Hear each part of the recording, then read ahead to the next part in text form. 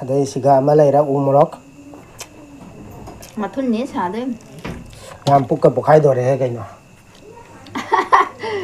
ꯄꯨꯛ ꯄꯣꯛꯈꯥꯏꯗꯣ ꯆꯥ ꯇꯥꯗꯣꯒꯅꯤ ꯃꯨꯛꯕꯥꯡ ꯇꯧꯕ ꯍꯥꯏꯕꯨ ꯄꯨꯛ ꯄꯣꯛꯈꯥꯏ ꯗꯁꯥ ꯇꯥꯔꯦꯗꯤ ꯂꯣꯏꯔꯦ ꯑꯗꯨꯝ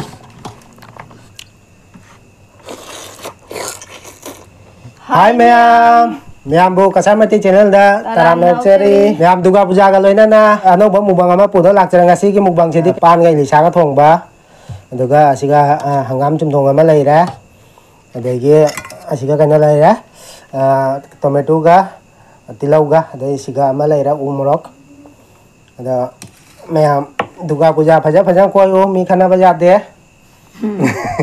ꯃꯌꯥꯝ ꯑꯗ ꯆꯥꯕ ꯍꯧꯔꯒꯦ ꯑꯩꯈꯣꯏ ꯆꯥꯕ ꯃꯇꯥꯏꯁꯤꯗ ꯍꯧꯔꯒꯦ ꯑꯗꯣ ꯃꯌꯥꯝ ꯆꯝꯊꯣꯡꯁꯦ ꯍꯥꯟꯅ ꯆꯥꯒꯦ ꯃꯌꯥꯝ ꯑꯩꯗꯤ ꯏꯂꯤꯁꯥ ꯊꯣꯡꯕ ꯍꯥꯟꯅ ꯍꯧꯔꯒꯦ ꯆꯝꯊꯣꯡꯁꯦ ꯍꯥꯎꯗꯣꯔꯤꯃꯤ ꯄꯥꯟꯁꯦ ꯍꯥꯎꯗꯣꯔꯕꯅꯤ ꯉꯁꯤ ꯍꯥꯎꯗꯣꯏꯃꯤ ꯐꯖꯅ ꯍꯥꯎꯗꯣꯏꯃꯤ ꯄꯥꯟꯁꯦ ꯖꯣꯏꯄꯨꯔꯗꯩ ꯄꯨꯔꯛꯄ ꯄꯥꯟꯅꯦꯕ ꯅꯍꯥꯟꯒꯩ ꯆꯥꯗꯅ ꯊꯝꯕ ꯏꯂꯤꯁꯥꯒ ꯆꯥꯒꯦꯅ ꯏꯂꯤꯁꯥꯒ ꯆꯥꯒꯦꯅ ꯉꯁꯤ ꯏꯂꯤꯁꯥꯁꯦ ꯈꯤꯇꯪ ꯃꯁꯥ ꯅꯧꯔꯞ ꯇꯧꯕ ꯑꯩꯅ ꯁꯦꯝꯕ ꯍꯩꯇ꯭ꯔꯦ ꯃꯥ ꯑꯗꯨꯅ ꯁꯦꯝꯕꯗ ꯇꯧꯔꯤꯕ ꯁꯦꯝꯕ ꯁꯦ ꯍꯩꯇꯦ ꯃꯌꯥꯝ ꯍꯣꯑꯒꯦ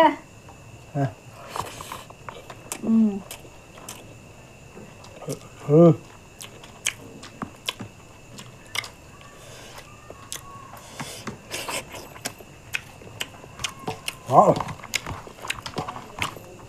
ꯃꯩ ꯇꯥꯔꯦ ꯍꯥꯎꯏ ꯃꯌꯥꯝ ꯍꯥꯎꯋꯦ ꯌꯥꯝ ꯇꯤꯜꯂꯝꯈꯤꯒꯦ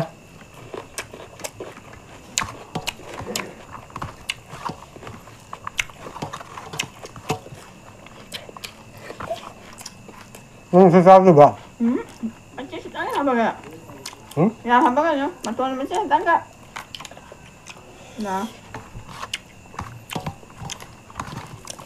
ꯌꯥꯝ ꯎ ꯃꯣꯔꯣꯛꯁꯦ ꯑꯝꯇ ꯆꯤꯛꯀꯦꯗ ꯐꯖꯅ ꯂꯤꯕꯅꯤꯅ ꯈꯤꯇꯪ ꯁꯤꯛꯄꯗ ꯁꯥꯔꯞ ꯆꯜꯂꯦ ꯑꯩ ꯃꯇꯣꯟ ꯂꯧꯕꯅꯤ ꯆꯞ ꯆꯥꯔꯦ ꯃꯥꯗꯤ ꯁꯥꯕ ꯂꯣꯏꯅ ꯃꯊꯨꯟꯅꯤ ꯁꯥꯗꯣꯏꯅꯤ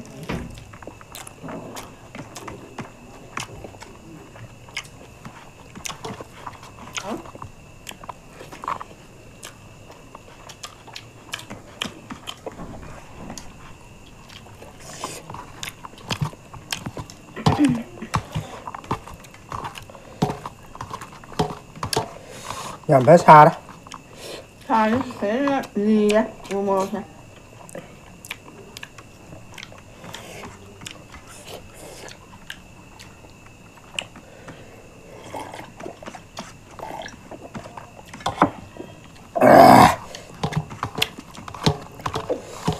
ꯏꯁꯤꯡ ꯑꯁꯥꯕ ꯂꯧꯔꯒꯦ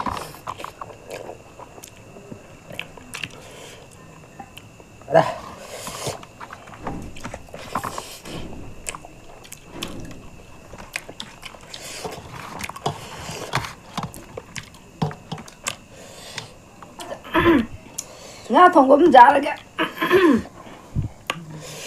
ꯌꯥꯝ ꯐꯖꯅ ꯁꯥꯔꯦ ꯁꯥꯔꯗꯤ ꯆꯥꯁꯤꯜꯂꯨꯔꯅꯨ ꯂꯣꯛ ꯈꯨꯕꯗ ꯃꯌꯥꯝ ꯂꯣꯛꯁꯦ ꯈꯔ ꯈꯨꯕ ꯍꯧꯔꯦ ꯃꯌꯥꯝ ꯃꯥꯏ ꯃꯤꯠꯀ ꯄꯨꯡꯁꯤꯡ ꯁꯤꯡꯏ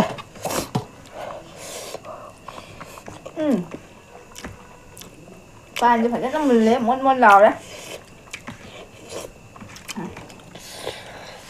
ꯌꯥꯝ ꯍꯥꯎꯔꯝꯃꯤ ꯁꯤꯁꯨ ꯄꯥꯟ ꯃꯨꯜꯂꯗꯤ ꯃꯨꯟ ꯃꯨꯟ ꯂꯥꯎꯏ ꯍꯤꯟꯖꯥꯡꯒꯁꯦ ꯍꯥꯎꯔꯦ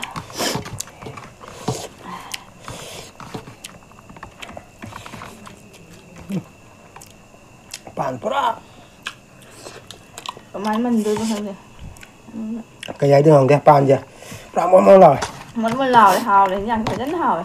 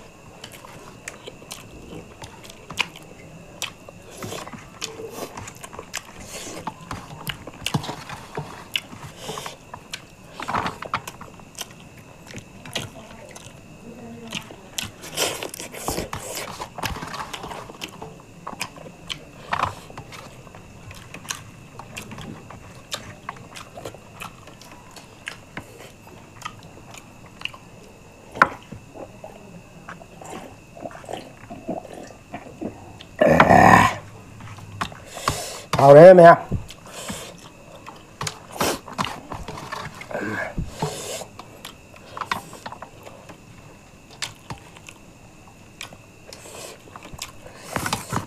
Mẹ có gì cha cái ô đây, không này cha cái là bột đống, bán sơn là bột đống thăm mà vậy nhá. Khá lẩu vào cái. Ai ô này con. Dám nó xa sang nhà bột tè. Cũng nó trần bớt ra rồi mẹ. Thao rồi.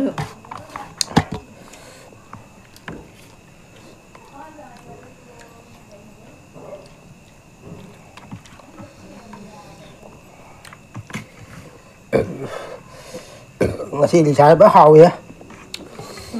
Siapa muda? Pan juga sana. Chân này hả? Di sana giảm hao là số lực thủy khá là.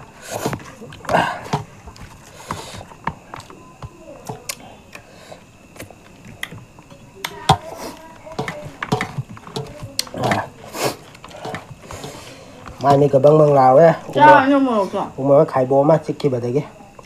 Cái nào mà chia hạt vào đây rồi ngâm gì à?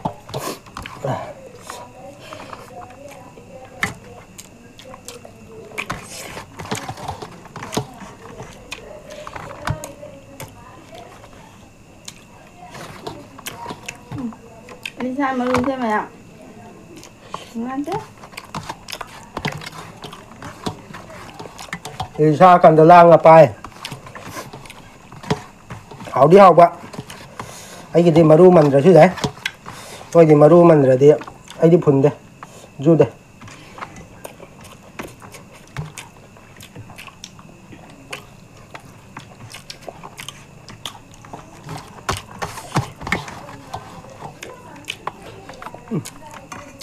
Ra nó sao ra cái. Ra cái. Như thế là sao? Ngầm ngồi anh ngâm đi. Nhà mày đúng rồi sao?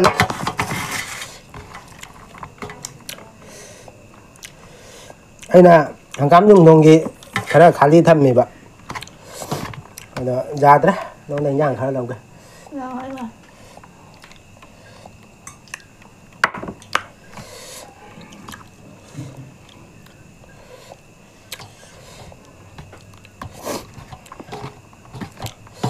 Nhàm bốc cái bốc hai đồ đấy cái nó. Bốc hai đồ sao đả đồ cái gì? Bằng đầu vai vừa. Bốc hai đồ sao đả để rồi được. Nhàm bốc tay thật là trên đây thì sao đi nghề bạn.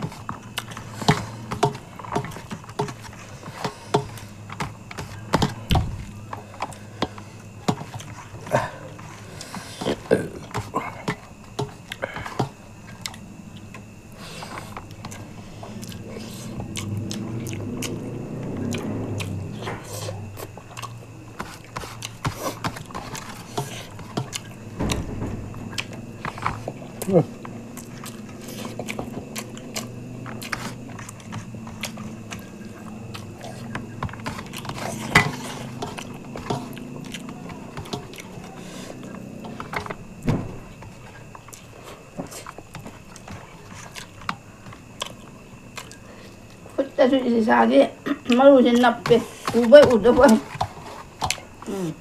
ở ngoài bên này ra đây mình lọc vào cái đó phút tên nắp về mình lọc vào cái đó xác thì mình thật ra mà luôn nha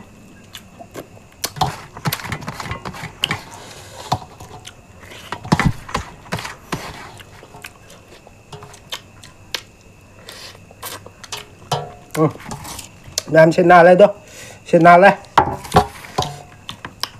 mà khá tạc vậy đó hàng ngàn mày xe hàng ngàn mày chơi nè hàng ngàn mà sẽ thầm mày mà hàng ngàn cho ra chung đồng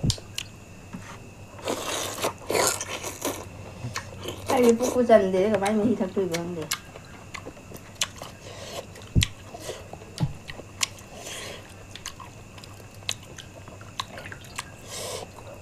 Dẹp thuộc kìa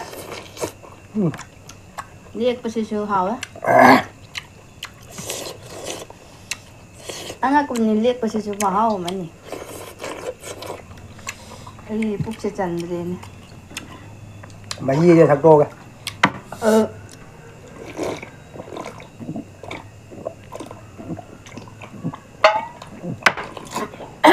ꯃꯌꯥꯝ ꯑꯩꯗꯤ ꯆꯝꯊꯣꯡꯁꯦ ꯄꯨꯛꯁꯦ ꯆꯟꯗ꯭ꯔꯦꯕ ꯊꯛꯑꯔꯣꯏꯒꯦ ꯑꯍꯥꯟꯕꯗꯗꯤ ꯃꯍꯥꯎ ꯌꯦꯡꯈꯔꯦ ꯉꯝꯗ꯭ꯔꯦ ꯑꯩ ꯃꯌꯥꯝ ꯎ ꯃꯣꯔꯣꯛ ꯆꯥ ꯉꯝꯗ꯭ꯔꯦ ꯎ ꯃꯣꯔꯣꯛꯁꯦ ꯐꯖꯅ ꯎ ꯃꯣꯔꯣꯛꯁꯦ ꯃꯥꯏ ꯃꯤꯠ ꯀꯩꯕ ꯀꯩꯅꯣꯝ ꯇꯧꯔꯦ ꯑꯩ ꯃꯇꯣꯟ ꯄꯤꯔꯛꯄꯗꯣ ꯈꯤꯇꯪ ꯃꯌꯥꯝ ꯆꯥꯕꯁꯨ ꯂꯣꯏꯔꯕꯅꯤꯅ ꯑꯥ ꯃꯇꯥꯡꯁꯤꯗ ꯈꯥꯏꯅꯔꯁꯤ ꯕꯥꯏ ꯕꯥꯏ ꯕꯥꯏ ꯕꯥꯏ